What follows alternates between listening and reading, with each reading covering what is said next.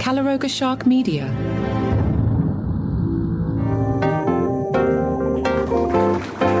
Hey there, I'm Johnny Mac with your daily comedy news, a daily briefing on stand-up comedy comedians in the comedy industry, a sentence the algorithm loves, even if I can't figure out how to get the crowd noise right in my new mix here. A couple weeks ago, I cleaned up my computer and I accidentally deleted some stuff, and I've been trying to rebuild the way it used to sound, and I can't figure it out. I digress. David Letterman was a guest on Bill Simmons' podcast. An unnamed Canadian Letterman expert texted me on the side, and I'm going to violate the guy's privacy right now, and he says, good stuff. Bill did a good job. I will have to catch up with that at some point over the weekend. That's David Letterman on the Bill Simmons podcast. Page 6 took us inside Dave Chappelle's epic Hollywood Palladium Netflix show, where even his closest collaborator didn't know what Dave might say. Ooh, scary. All right. Page 6 tells us, it was no small miracle that a show even happened, given the climate of chaos in the days leading up to the big night. Oh, no one happened. Sources tell Page 6 Hollywood that no one, including Dave Chappelle's longtime collaborator Stan Lathan, knew what material Dave Chappelle was going to perform. Page 6 says last week, Chappelle tested material at pop-ups in New York, and before that in Chicago. A source says Dave is really proud of these specials. He wants to get the stuff right. Meanwhile, do I have my phone? I want to read you this. No, I left my phone upstairs. Hold on. I could just re-record this, but no, I got to tell you, James Adomian on Threads kicked Matt Friend in the face. Here it is. James posted, congratulations to Matt Friend for wrestling the championship belts of least funny person alive from the longtime title holder Elon Musk.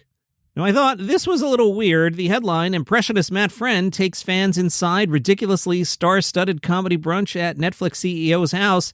So Ted Sarandos had a bunch of comedians over, and Matt Friend took pictures and posted it on Instagram. Now, I'm just a loser recording a podcast in a basement, but there was a time when I was around a lot of celebrities, and I don't have many pictures of me and celebrities because that's not what you do. You play it cool. I remember at some point at somewhere along the way, I was at some sort of after party with Jimmy Kimmel and Sarah Silverman.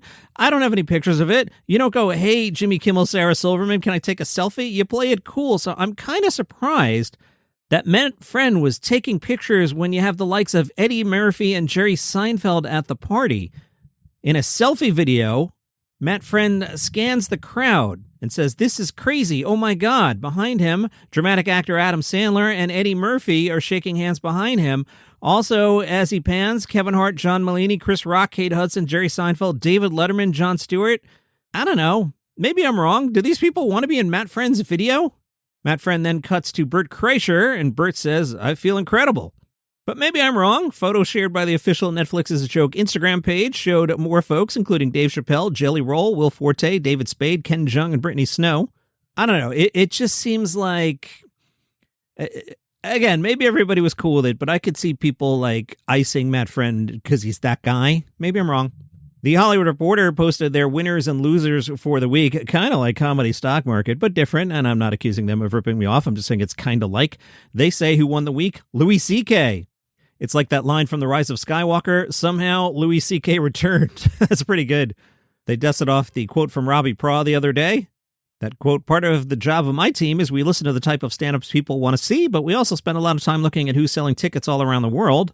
The Hollywood Reporter opines an honest reply might be, nearly a decade has passed, he's really popular, nobody can agree on the consequences for certain mistakes, and we estimate blowback will be minimal.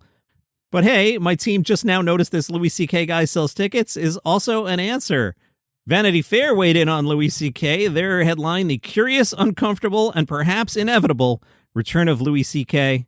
They talked to some fans. Now, I to do the story right, I have to get vulgar here. If you listen, you know I try and keep the show clean, but I don't want to pull my punch here because I think these quotes from the people who went to the show really nail it. Vanity Fair quoted these people. The first person they quoted was Richard, who is 34 years old, and told Vanity Fair after the show, here comes the vulgar quote. Are you ready? Richard told Vanity Fair, he's officially uncanceled. Netflix platformed him. His friend Julian, who's 32 years old, was there and gave Vanity Fair a quote. His quote, Richard says it's okay to whip your dick out in front of women. Vanity Fair says the crowd skewed overwhelmingly male. No way. They observed a smattering of Gen Zers in attendance. It was predominantly millennials and members of Gen X. Most of the women appeared to be with their boyfriends or husbands. A man who identifies himself as a huge fan of CK joked that the comedian's admitted sexual misconduct made him a bigger fan, and then was like, just kidding, just kidding. During the week at the Greek Theater, it was a benefit for Hilarity for charity. Seth Rogen was your host for the evening. The lineup included Jon Stewart, Nick Kroll, Eric Andre, Sarah Silverman, Nikki Glazer, John Gad, Michael Bublé, Busta Rhymes, and magician Justin Willman, the sort of people you could see Matt Friend taking selfies with. Seth Rogen was not happy with Kanye West appearing at the festival. Seth said, he had a song called Heil Hitler, and he's back. What's funny is I've said critical things about Jewish people. I think I got in more trouble than Kanye West did. I got a lot of crap for what I said. I have no #1 albums. I sometimes think what Adolf Hitler would think of the Kanye West song Heil Hitler. I bet he'd be torn. That's a great joke. At that same show, Jon Stewart weighed in and mused how Kanye thinks we effed up his Adidas deal, but seriously, F that guy. He was like, Hitler, we misunderstood. We've got to forgive Hitler. And I'm like, I don't think I need to listen to anybody who thinks Hitler needs to be forgiven, but is still mad at Pete Davidson. Jon Stewart began roasting RFK Jr., asking if the crowd was made of Maha supporters. Send your letters to Jon Stewart, who asked, I don't know how effed up Los Angeles is. I know you're pretty effed up. I know you had a fire and a mudslide, and you were like, nah, F it. Let's let the guy from the hills fix it. So I assume you've given up. That reference is Spencer Pratt, who is running for L.A. mayor. Jon Stewart said, how are you going to elect someone from the hills and not have it be Lauren Conrad? Come on. Jon Stewart then made fun of the President of the United States. A plane flew over during that joke. Jon said it was the Secret Service yelling, tell him Kimmel's house is over there. This has nothing to do with me. I'm on basic cable. Trump doesn't even get the package. Sarah Silverman taunted RFK Jr. during her set. She read the poem that RFK Jr. had sent to reporter Olivia Nuzzi during their alleged romance. Is it an alleged romance? I'll keep it safe. Alleged romance. Silverman said, I couldn't make this up. It's so effing gross, but I feel like it should get an audience here. And I don't want to kink shame anybody, but F this guy. He brought back the measles. Nick Kroll joked about shooting the comedy Get Him to the Greek and mentioned the cast Jonah Hill, the wonderful Russell Brand, Diddy, and a number of other alleged sex pests. He remembered a moment during rehearsal when a pyrotechnics went off and said, and I swear to God, unfortunately, nothing happened to Russell Brand. The folks from Consequence went to see the Pee Wee Herman show. I've got a Pee Wee Herman story. I'll tell it at the end of this one. They tell us there were surprisingly few tears shed at Netflix's A Joke's 40th anniversary celebration of Pee Wee's Playhouse on Monday, despite the weight of nostalgia and the sad absence of the dearly departed Paul Reubens.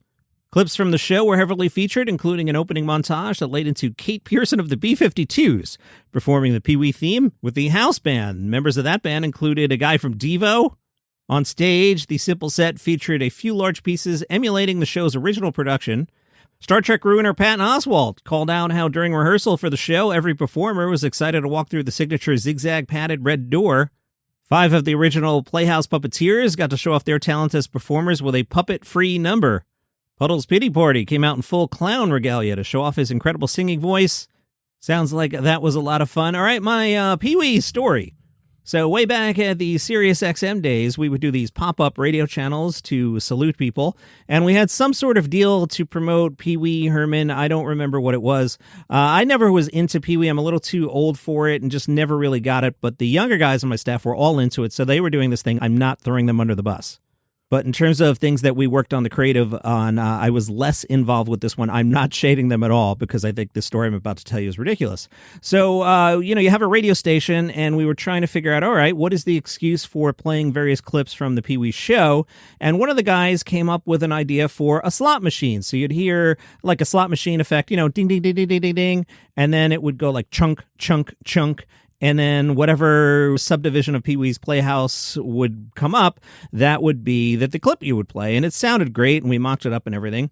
And then it got sent over to Mr. Rubin's camp, and the whole deal fell apart. And we were like, what? And are you like, what? So what's the problem with the slot machine? Apparently, that camp, possibly Mr. Rubens himself, I don't really remember, thought that the slot machine was us making fun of the incident with Mr. Rubens in the adult theater. So maybe something with pulling a lever or something, he thought. I swear on a Bible, that was not our intention at all. Sometimes a slot machine is just a slot machine. Anyway, the whole thing fell apart and we never did Pee Wee Playhouse Radio or whatever we were going to do a million years ago. We are long again, and I'm bumping 5-6 stories. Let's get the break in. We'll come back. Gossip Corner, whispers in the street. Gossip Corner, probably about Pete. Gossip Corner, where the rumors meet with Johnny Mac. It's always a treat. Let's start with this one from TMZ. Comedian Akilah Hughes has fired shots at Macpacker Keegan-Michael Key's wife. In the video, the comedian claims that Key's spouse has been a detriment to Key's career. TMZ says the story is BS. Quoting TMZ, here's the deal. During Akilah's stand-up set, she uses a not-so-clever code, lock and banana. You see, lock is like a key and a banana peel. You got it? Lock and banana. Many people think when she jokes about lock and banana, she's joking about key and peel. Quoting TMZ, she says, she and KMK pitched and sold a show around the time of the pandemic, but it got upended in the 11th hour because Keegan-Michael Key's wife, Ellie, caused too many waves as an executive producer. This gets nastier. Akilah also claims she was warned about the KMK's spouse by Peel's wife, quoting TMZ, allegedly likening her to Phil Hartman's wife, Bryn, who fatally shot Phil Hartman in '98. TMZ says multiple sources connected to KMK and Ellie tell TMZ Akilah's stand-up narrative is outlandish and fabricated nonsense. There's also a theory floating around that the whole movie Get Out is about Key. I don't know, man. Also on Gossip Corner, Wayne Brady feuding with Bill Maher. Wayne Brady was on the America Who Hurt You podcast and said of Bill Maher, he's racist and I don't care. Bill Maher can say, I have all these black friends, It took Dave Chappelle recently saying something. Apparently, in a 2010 CNN interview, Bill Maher said, quote, I thought when we elected the first black president as a comedian, I thought that 2 years in, I'd be making jokes about what a gangsta he was, and not that he's President Wayne Brady, you know? I thought we were getting Suge Knight. Amy Schumer likes when people talk about her, so what did she do? She showed off pictures of her new home with sweeping Central Park views. Much be nice. The home features a spacious living room, a dining area with a bold red light fixture, and ample seating for entertainers. Schumer previously sold her Brooklyn townhouse for $11 million after splitting up with her husband, Chris Fisher. In a series of photos shared to Instagram, because you have to do that, you can't just keep your personal life private, she thanked interior design firm Ash Leonardo for helping bring, quote, my dream home to life. Amy Schumer said, I'm grateful every single day, beautiful and filled with love. I know, but it's true. I never dreamed I would get to live somewhere like my home. The Late Night had some good jokes during the week from Spirit Airlines. Stephen Colbert said, Spirit announced their immediate closure in a statement saying all flights have been canceled and customer service is no longer available, which coincidentally was also Spirit's motto, Kimmel. And I have to say, the announcement is a particularly bitter pill for those of us who host late night talk shows. Spirit being terrible is something every person got immediately, and that's hard to replace. We're taking applications. I've got my eye on you, Allegiant. Jimmy Fallon said when they heard Frontier Airlines was like, oh no, are we the worst airline now? All right, Netflix is a joke keeps going. The LA Times is excited to see Atsuko Akatsuka at the Orpheum at 7 o'clock. I recently saw the hour she's doing. It is very good. Also this morning, you probably missed it if you're listening to me. Maybe not. I don't know how early you get up. At 7:30 a.m., it was the Two Bears 5K. That at the Rose Bowl in Pasadena. Boy, I hope you listened to the show at like 5 a.m. and hopped in your car. If you're too lazy to even walk the 5K, we're told there is or was plenty to entertain you between cheering, including a DJ, food and drinks, and rubbing elbows with fellow superstar participants. Deadline is excited to see Mo Amer at the Orpheum at 7. And let's take a look at the schedule. I was scared for a minute. The schedule's blank. Now, the problem is, because of the event at 7:30 a.m., everything's all the way over to the side. I was like, this is pretty light for a Saturday night. All right, Nate Bargatze is at the Intuit Dome. Concord's at the Greek Theater. That is killing me. Chappelle again. He's at the Palladium. Hassan and Ronnie Chang have a show. Brett Goldstein, Sex, Death, and Small Talk, 7 o'clock at the Saban Theater. Pete Davidson with John Mulaney at the Wiltern. That'll wind up on Netflix as what Netflix calls a podcast. It's clearly not a podcast. It is a low-produced television show. Todd Barry is sold out. He's at Dynasty Typewriter at 7. Yakov Smirnoff at 7 at the Ice House. Tickets still available. And no joke, probably 40 other shows that I'm not reading to you. You can go to netflixisajoke.com/schedule.